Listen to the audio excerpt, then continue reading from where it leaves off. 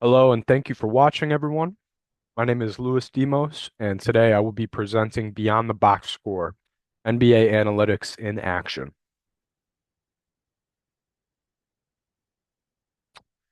So today we're going to take a deeper look at NBA statistics. In this presentation, we're going to cover a look beyond the box score and attempt to answer some of the following questions. So can we predict an NBA player's points per game based on performance statistics? Performance statistics is a large category, so it's going to track every player metric from minutes to points, rebounds, assists, and so on. And we're going to see if we can use those metrics to predict an NBA player's points per game. Second question we're going to take a look at is how have three-point shooting trends changed the NBA over time? So, a lot of rules have changed in the NBA over time. Different players come in with different styles of play, rules change, and we're going to take a look at how three-point shooting has changed the league over time.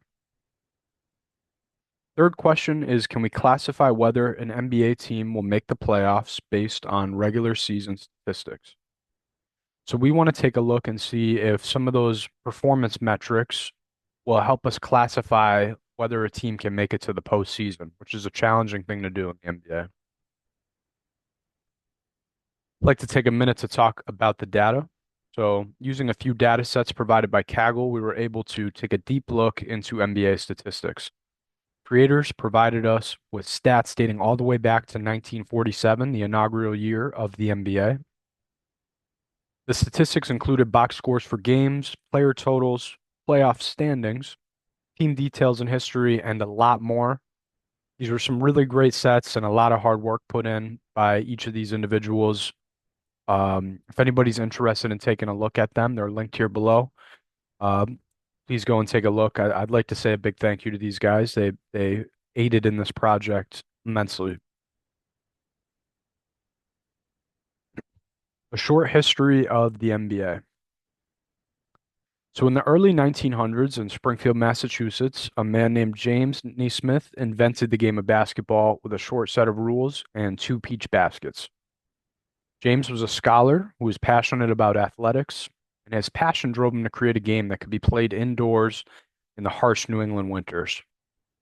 We all know how hard it is to kind of get outside and do physical activities or recreational activity in the middle of the winter here in New England. James kind of wanted to solve that problem. And you can see here in the top right of the presentation, it's a picture of him with the peach basket and one of the first iterations of the basketball. So it was really neat stuff back then. And later in the summer of 1946, another innovator named Walter Brown, who was the owner of the Boston Garden at the time, came up with the idea of hosting basketball games in his arena on nights that hockey games were not being played. So back then, a lot of people would go out and see hockey the same way they do now with NBA and NFL games. Basketball wasn't really as popular of a game back then. It was more of a playground game and something that was played at the collegiate level and I'm sure high school as well.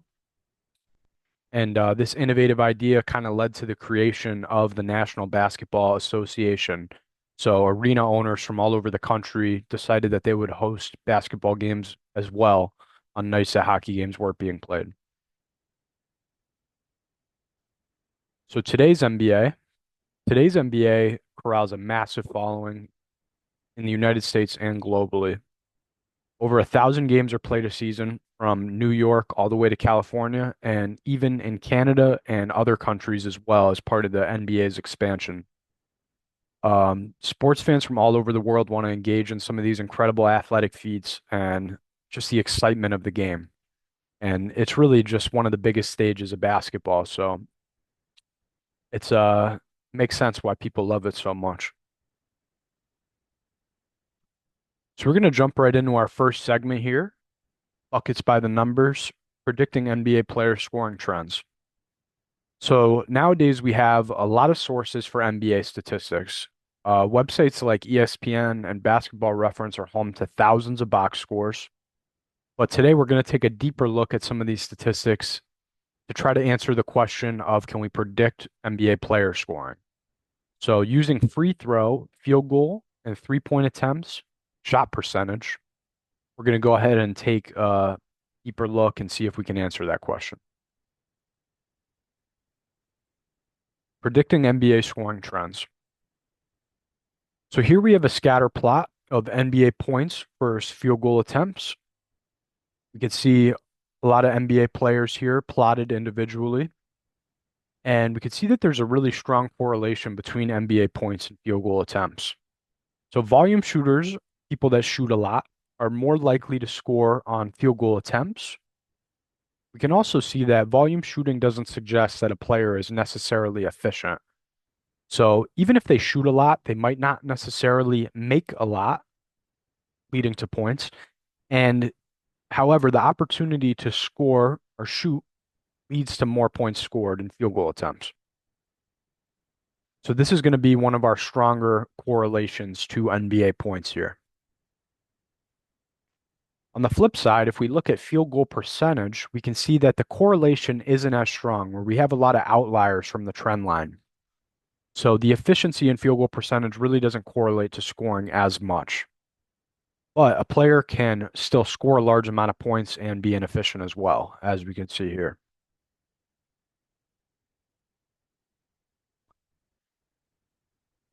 Here again, we have free throw attempts. You can see that there is a pretty strong correlation here between points scored and field goal attempts. A couple of outliers, but it's still a pretty strong correlation overall. Free throws made, again, another very strong correlation. Also suggests that free throws made and free throw attempts are very strong metrics to try to predict player scoring. And again, so we see here that free throw attempts are strongly correlated, but actually getting to the stripe and being able to make these free throws will have a very strong correlation to the amount of points a player will score. So we're going to jump now into our next segment, which is Beyond the Arc, how the three-pointer changed the NBA. If you watch an NBA game today, you will see a lot of players attempting and making three-point shot. And this was not always the case. So if we go back to the year 2000, only 33,091 three-point shots were attempted, with 11,639 being successful. In more recent years, three-point shooting was at an all-time high. 2021, 118,575 threes were attempted, with 42,693 makes. So in the next few slides, we're going to take a deeper look at how three-point shot has changed the game forever. So here we were able to see a clear upward trend of three-point attempts from 2000 to 2023. We start here at 2000 with, like we said, in the 30,000s of shots attempted. And going to 2023, we are upwards of 60,000.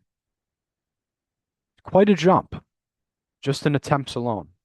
Um, it's almost double, and we can see that clear upward trend here of shots being attempted. In the meantime, we can look at NBA field goal attempts, which is anything outside of a three-pointer. So we consider a field goal attempt a two-pointer. And we can see how this trend has really kind of fell flat. Um, and I think it really strongly correlates to the amount of three-pointers that we're attempting and making. A lot of players will find that it's smarter to take a three-pointer than take that deep two, which we like to call the mid-range in basketball.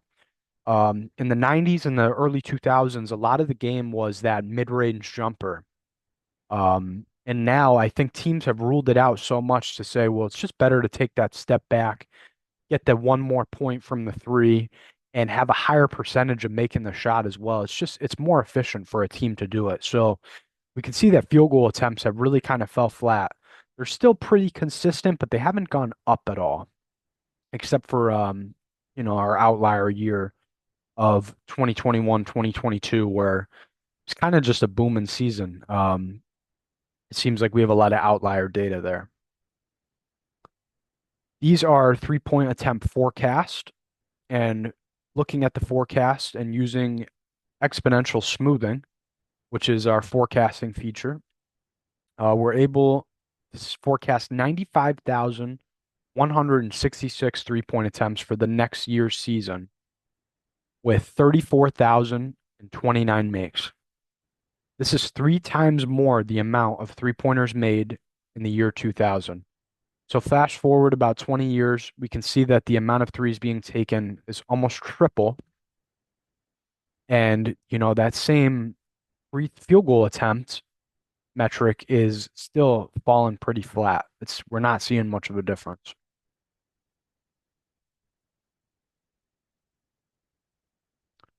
And for our last segment, we're going to look at from regular season to playoffs, what separates the best.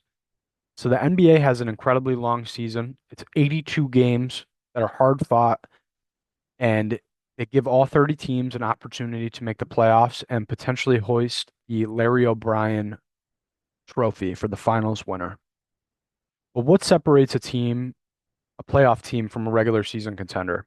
We're going to take a look at what it takes to move on in the postseason, basketball's most competitively. So what separates the best?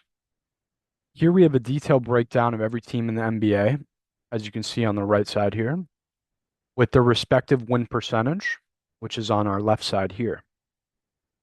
As you can see, teams with about a 50% win percentage are more likely to make it to the postseason. So on this left-hand side, we have our teams that did not make the playoffs. A couple of teams over 50%. We have the Golden State Warriors.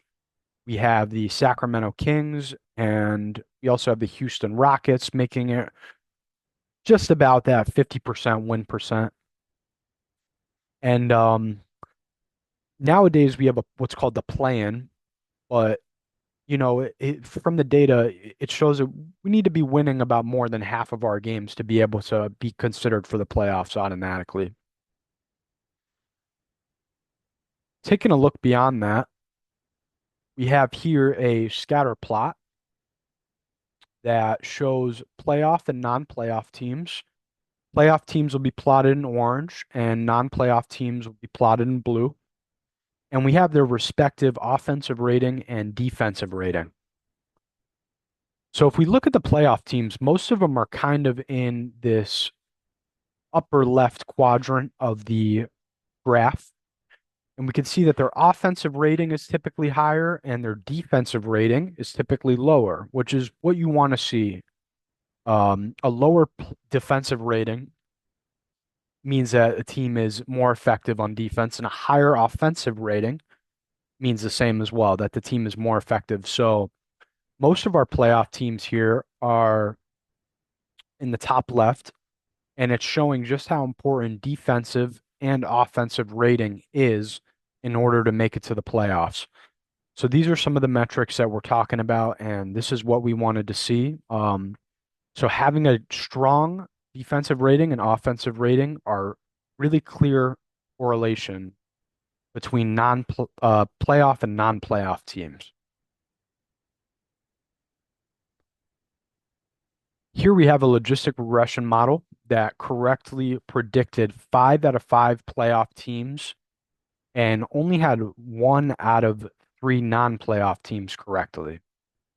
So this model did a really good job of recognizing playoff teams, but it did overestimate some non-playoff teams.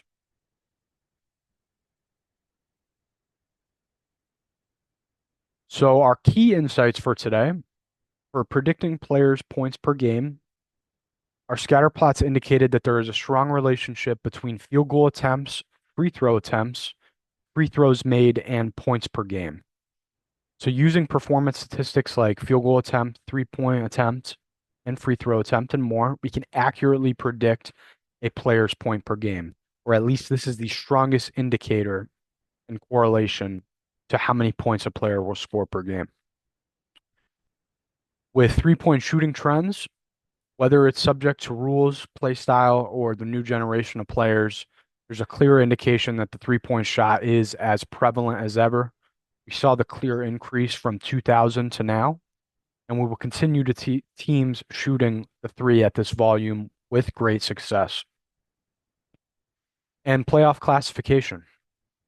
We know that most teams will need to win at least 50% of their games to make it to the playoffs. And when we take a deeper look, it's evident that defensive and offensive rating play a crucial role in extending a team's season. Here we have a couple of our references that you guys can take a look at. And I'd like to say thank you for watching. If you have questions, feel free to contact me. My email is listed below, and I really appreciate everybody that watched today. Thank you very much, guys.